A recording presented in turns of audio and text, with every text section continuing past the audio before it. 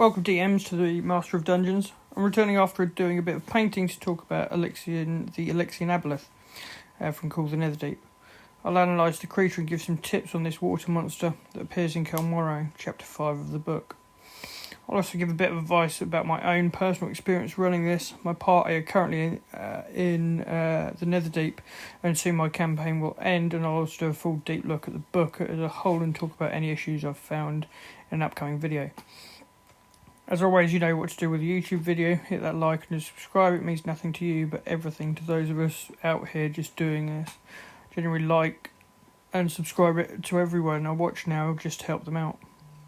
So the first thing about is the Aboleth has a swim speed of a measly 30 foot. It's not much, especially when facing a decent party with a rogue and anything with a swim speed that can keep up with it.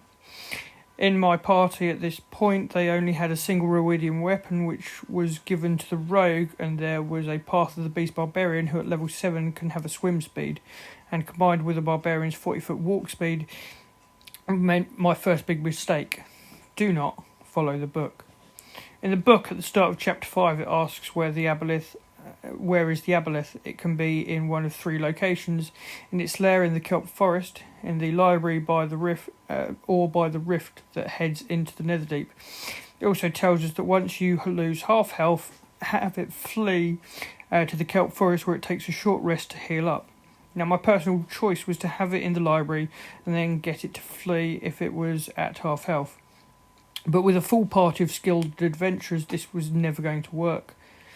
The fact of the matter is that my party kept pace with the Aboleth, and even though I had 2 Aboleth spawn at the edge of the kelp forest to slow them down, it was never going to get its short rest, so the best choice is to just have it in the kelp forest with 2 spawn and use them as support buffers.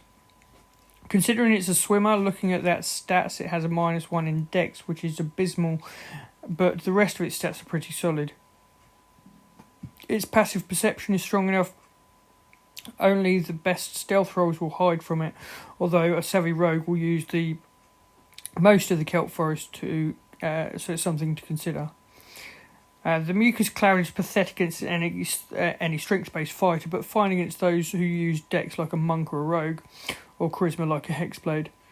But only a DC of 14, any raging barbarian will laugh that off, and a paladin shouldn't have any issues.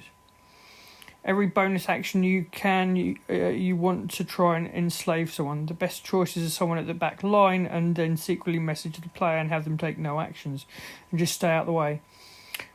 Now, I know it's super tempting to get the wizard to use a wall of force or the sorcerer to slam the party with as much damage as possible, but that's an oversight. The better choice would be to use your 2 legendary actions to drain someone, charmed, and then heal the Aboleth, and the party would be a member down. Its tail legendary attack has a 10-foot reach, so anyone just keeping out of reach can still get hit. Otherwise, just hit whoever's closest. It has 2 tentacle attacks which do some extra psychic damage, but it isn't that strong, especially by this level. Your party barbarians will be having a decent amount of HP at this stage, so will be able to weather most of what you can bring to bear. My other recommendation is to have the 2 Aboleth spawn. Their multi-attack is actually quite devastating. Have them next to the Aboleth and get off their 1 spear and 2 tentacle attacks, and shoot something up the back with their psychic lash.